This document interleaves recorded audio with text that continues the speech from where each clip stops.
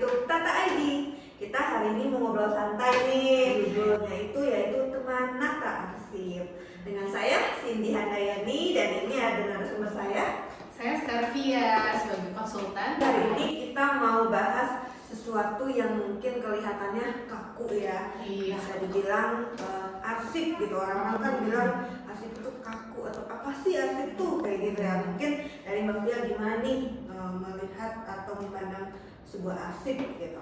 Oke, memang ya Mbak Cindy ya, kedengarannya arsip itu kita tuh langsung mikir, waduh kayaknya arsip adalah lemari tua, berdebu, sampah gitu ya. Kan biasanya orang menganggapnya seperti itu gitu ya, padahal arsip itu sebuah harta karun gitu yang sangat berharga gitu, seperti itu sih Mbak Cindy. Padahal kan sebenarnya arsip itu penting banget ya Mbak Betul, Fia. betul. Bahkan bisa dibilang arsip itu ingatannya negara gitu. Negara itu nggak ada tanpa arsip kayak gitu. Nah, menurut Mbak Fia gimana sih arsip itu melihat dengan sekarang yang dunia yang sudah serba digital gitu, menurut Mbak Fia itu seperti apa sih sebetulnya? Oke, sebenarnya memang sekarang dengan zaman yang sudah semakin berkembang gitu ya, Mbak Cindy udah pernah dengar belum alih media arsip digital? Sempat dengar sih, tapi mungkin saya mau dengar juga nih dari Mbak Fia, apa sih sebetulnya arsip digital itu gitu. Jadi ada alih media arsip kertas ke digital. Nah itu tuh ada proses-prosesnya Mbak Cindy. Mungkin nanti aku akan bisa jelasin sih seperti itu terkait alih media arsip kertas ke digital ini tuh seperti apa sih kayak gitu. Mungkin kita masuk ya ke segmen 1. Arsip itu ngapain sih? Arsip digital itu ngapain sih gitu kan. Nah, penasaran nih saya, sebenarnya arsip itu sepenting itu ya Mbak Fia? Oke, memang arsip itu memang sepenting itu sih Mbak Cindy, karena memang bayangin aja ya, semua dokumen penting, arsip negara gitu ya, kebijakan, terus sejarah, bukti hukum, itu disimpannya tuh di arsip loh. Mbak Cindy kebayang nggak? Berarti kan sepenting apa arsip itu, seperti itu. Jadi gimana nih Mbak kalau arsipnya hilang?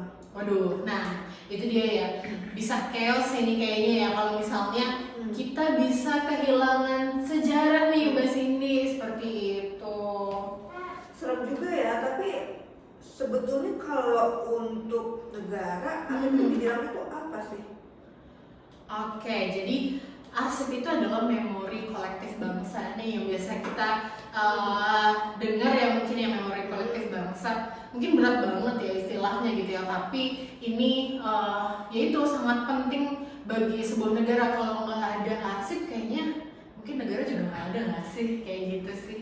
Mungkin kita bisa bahas juga ya ke segmen kedua nih. Kenapa sih arsip harus digital? Tadi kan Mbak Fia bilang ada di zaman yang memang sudah serba digital ini ada arsip yang namanya arsip digital gitu kan. Kenapa sih harus repot-repot Mbak didigitalisasi? Oke, karena yang pertama ya terkait arsip kertas gitu. Nah, karena arsip kertas itu tuh kan bisa rusak ya kalau misalnya dokumennya itu sudah lama, seperti itu, rentan sobek seperti itu, terus juga hilang mungkin gitu. Kalau misalnya arsip itu sudah dilakukan digitalisasi gitu ya, atau di scanning, itu kemungkinan kecil untuk dokumen tersebut hilang apabila disimpan dengan baik gitu ya. Itu ya kecil kemungkinannya, seperti itu sih Mbak Cindy.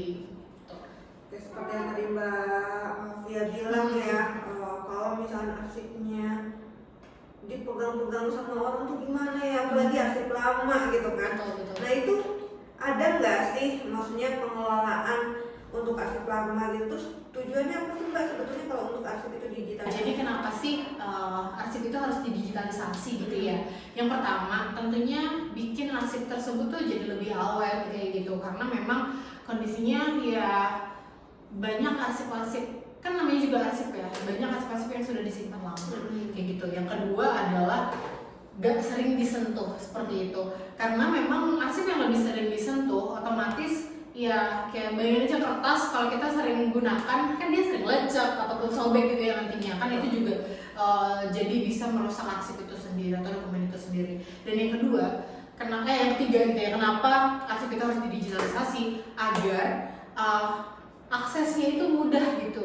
Jadi kita bisa akses di mana saja. Kalau misalnya secara arsip kertas itu kan mungkin ya kalau misalnya di perusahaan ataupun di perkantoran kayak gitu ya, ya udah disimpan di kantor kayak gitu ya, atau gak kita bawa pulang kayak gitu. Tapi kalau secara arsip digital itu kita bisa akses di mana aja gitu. Jadi kemudahan aksesnya itu jadi lebih mudah seperti itu sih. Jadi enak ya kalau kayak gitu Mbak. Jadi kita nggak perlu pegang fisiknya ya. Kadang kan kalau misalnya kita nyari arsip fisik kan kadang suka lama ya. Betul kayak gitu. Jadi kalau misalnya kita itu sudah beralih gitu ya ke arsip digital, otomatis semua segala penyimpanan pun itu beralih ke digital gitu sih. Jadi lebih memudahkan banyak itu stakeholder gitu ya. Oke, jadi sekarang kita lanjut ya ke segmen 3. Prosesnya ribet apa enggak gitu kan. Nah, tadi kan Mbak Pia ada bilang kalau arsip itu ada arsip lama kayak gitu kan. Betul. Ini menarik nih sebetulnya.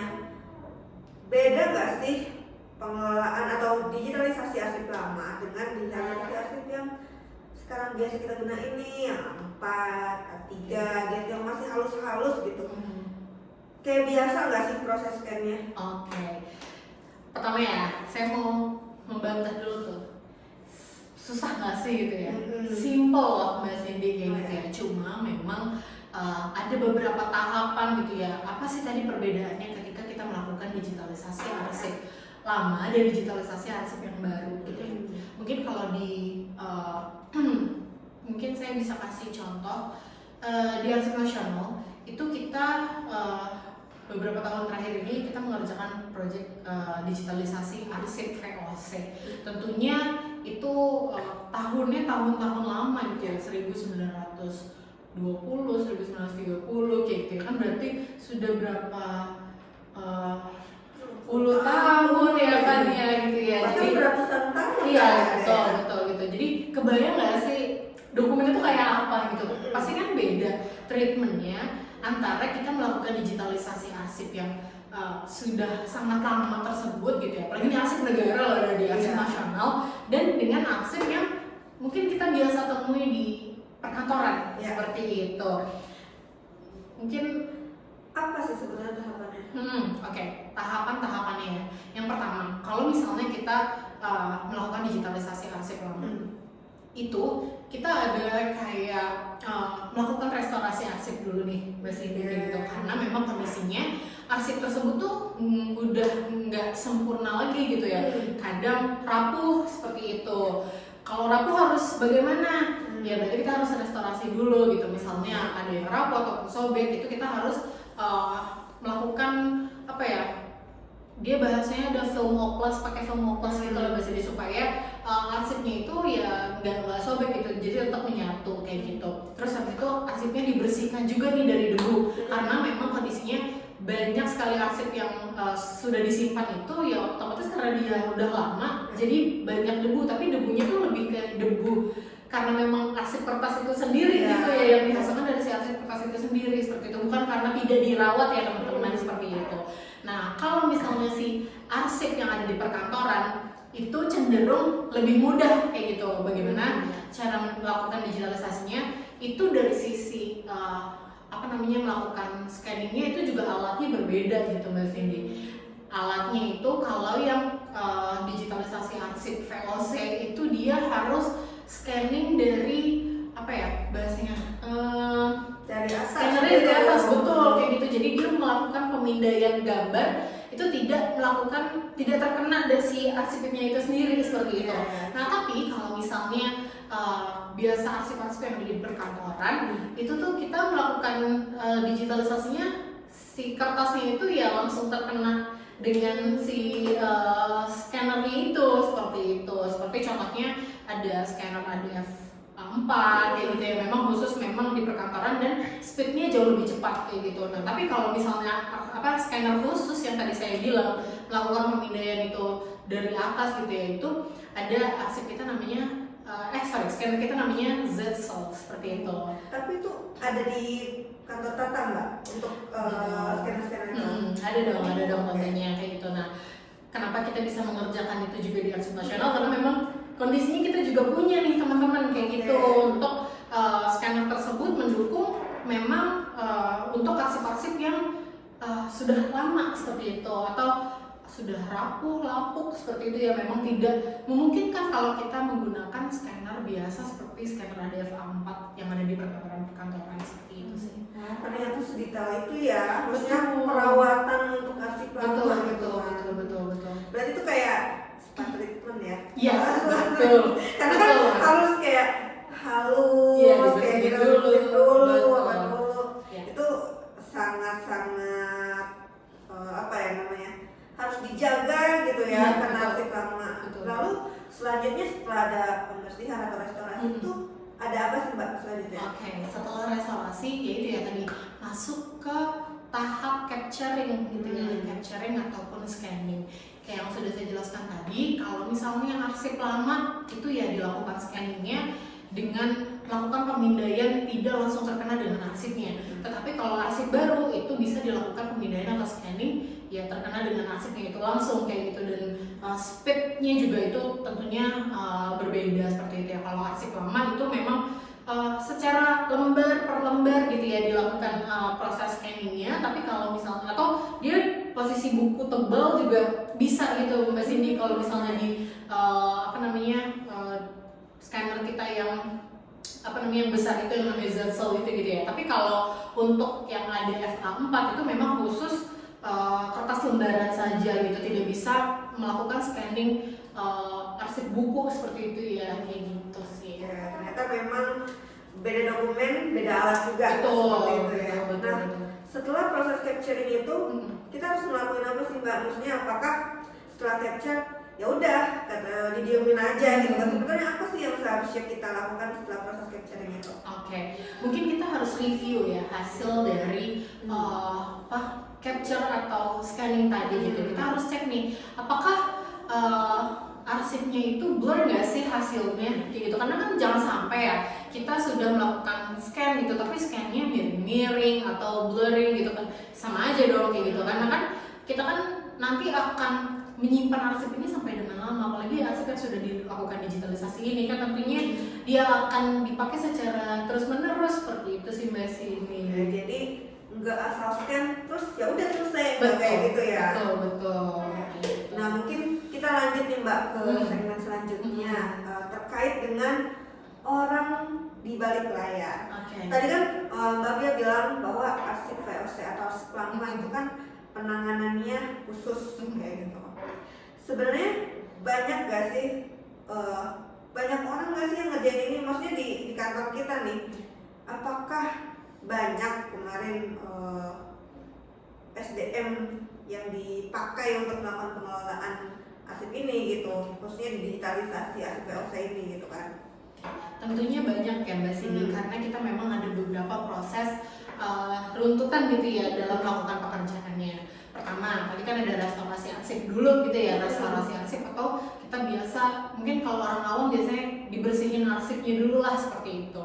Terus yang kedua, itu ada melakukan scanning atau digitalisasi kayak gitu. Nah yang ketiga adalah proses quality control kayak gitu. Tadi kan kita melakukan pengecekan dulu ya hasil dari arsip tersebut apakah blurring atau miring-miring kayak gitu, karena pasti kan customer gitu yang maunya yang terbaik seperti itu ya. Pasti kan kita di perusahaan juga masa hasil dari scanning dokumen kita itu nggak sesuai atau sesuai dengan fisik arsip aslinya kayak gitu kan, pasti kita memerlukan quality control seperti itu sih. Ya, berarti teamwork banget dong ya kalau Betul. kayak gini, maksudnya orangnya tuh banyak itu kemarin yang biasanya kita berikan atau Mbak Fia berikan gitu, SDM-nya berapa orang sih Mbak sebenarnya? Oke, sebenarnya tergantung kebutuhan sih Mbak Cindy. Kebetulan waktu di Arsip Nasional kemarin itu karena memang jumlah lembaran yang kita harus hasilkan dalam satu buah proyek itu adalah cukup banyak ya, di angka 590.000, itu kita membutuhkan sekitar 30 orang seperti itu. Jadi ada koordinator, ada project manager dulu nih, ada project managernya sebenarnya saya juga pada saat kemarin sebagai project manager langsung seperti itu. Lalu saya di bawah saya tuh ada koordinator proyek yang memang mengawasi langsung yang ada di lapangan untuk bisa berkoordinasi juga dengan customer seperti itu ya. Terus habis itu saya juga punya operator restorasi arsip, lalu operator operator digitalisasi arsip dan juga operator quality control itu sendiri seperti itu. Jadi memang kita cukup banyak nih timnya seperti itu, cukup besar ketika memegang proyek tersebut karena memang kondisi kuantitinya itu cukup banyak seperti itu sih. Oke, mungkin kita lanjut ya ke segmen selanjutnya. Oke. Aman banget gak sih? Tadi kan Mbak Fia bilang arsipnya pertama lama, arsip lama gitu ya dikerjain. Lalu alatnya lama, treatmentnya juga berbeda gitu. Terus aku tuh kepikiran satu hal ya, aman gak sih Mbak? Itu kan dikelola oleh banyak orang, bisa dibilang kayak gitu. Aman gak sih? Terus habis itu filenya itu apakah tetap disimpan di komputer Tata gitu? Karena kan tadi bilang kita kan masukin alat juga seperti itu. Aman nggak sebetulnya? Oke.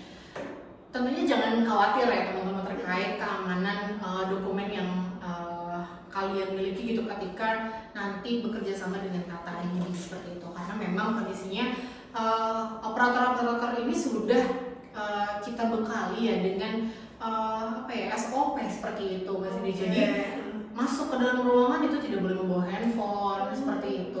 Terus habis itu kita juga punya NDA seperti itu yang kan tentunya ada hukumnya juga gitu ya di situ. Kita jadi teman-teman operator bertanda tangan di atas materai untuk mematuhi tidak membawa dokumen keluar ruangan kerja seperti itu. Jadi sudah dipastikan aman seperti itu karena memang kita sudah cukup lama gitu ya bekerja sama dengan Andri nih kayak gitu ya untuk melakukan digitalisasi arsip.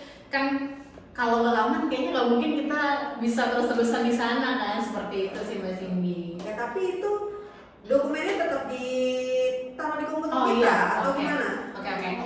Menjelaskan terkait itu gitu ya. Jadi dokumen tersebut itu kita simpan di dalam hardware-nya milik Andri. Jadi setelah proses pengerjaan itu kita kumpulkan jadi satu di hard disk-nya milik Andri itu sendiri. Jadi nanti setiap minggu tuh kita ada laporan dan juga menyerahkan hasil pekerjaan satu minggu nih kayak gitu. Jadi kan waktu itu saya kalau nggak salah sekitar 4-5 bulanan ya di Andri kayak gitu ya. Jadi per minggu tuh saya ada melakukan penyetoran hasil dari pekerjaan kita seperti itu. Jadi kan memang selain kita melakukan QC di internal, di Andri sendiri tuh ada melakukan QC juga dari hasil dari pekerjaan kita seperti itu. Nah apabila ada hasil pekerjaan yang mungkin tidak sesuai dengan yang Andri inginkan misalnya gitu ya, itu bisa disampaikan lagi ke kita supaya kita lakukan revisi seperti itu. Tapi memang kondisinya karena memang sudah banyak yang kita lakukan quality control gitu ya sebelum kita kasih ke Andri, ya kita kan pastinya akan menyerahkan hasil yang terbaik sih Mbak Cindy seperti itu.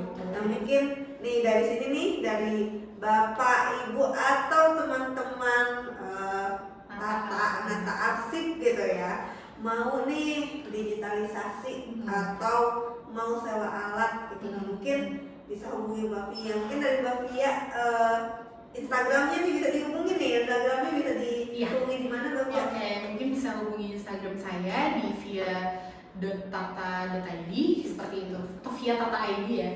Nah bisa juga nanti DM gitu ya ke Instagramnya Tata Arsip seperti itu, dan juga mungkin komen-komen juga nih atau subscribe di YouTube kita seperti itu sih. Betul, karena kenapa harus subscribe di YouTube kita? Karena banyak banget informasi yang bisa didapat oleh teman-teman Nata Arsip. Jadi jangan lupa komen, like, ataupun subscribe. Terima kasih, sampai jumpa di season berikutnya. Bye.